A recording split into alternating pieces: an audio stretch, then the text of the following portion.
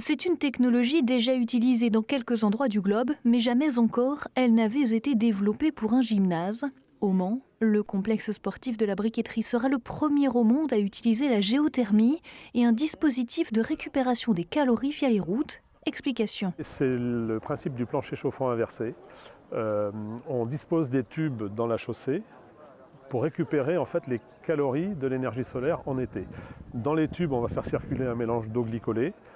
En été, quand la surface des enrobés va monter jusqu'à 65 degrés, on va être capable de récupérer de l'eau à peu près à 45 degrés. Cette eau chaude, on va la faire circuler dans des sondes géothermiques et ça va permettre de créer un bulbe de chaleur à moins 100 mètres à peu près. Et autour des sondes, en fait, ce n'est pas un réservoir proprement dit, mais on crée un bulbe de chaleur à moins 100 mètres. Et le sous-sol, qui a priori à moins 100 mètres est aux alentours de 13 degrés d'habitude, on va le monter à 20-21 degrés.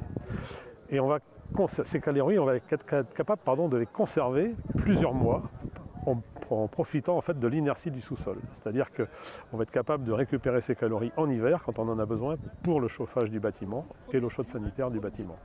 Sur les 1250 mètres carrés de voirie du gymnase, 520 seront équipés de ce système. Avec la géothermie, l'économie pour le bâtiment représente environ 11 000 € par an. Sur le toit, panneaux photovoltaïques et systèmes de récupération des eaux fluviales seront mis en place. Les plans de ce système innovant ont été présentés en présence du paléoclimatologue Jean Jouzel. Pour le prix Nobel de la paix 2007 avec le GIEC, il y a urgence de développer ces systèmes. Le défi, il est aujourd'hui. On ne parle pas de défi de demain. Et l'intérêt de ce qui se fait là, c'est que on peut, dans le renouvelable, disons, faire des choses assez rapidement, très rapidement, et non pas attendre, disons, le développement, par exemple, de nucléaire dans une quinzaine d'années.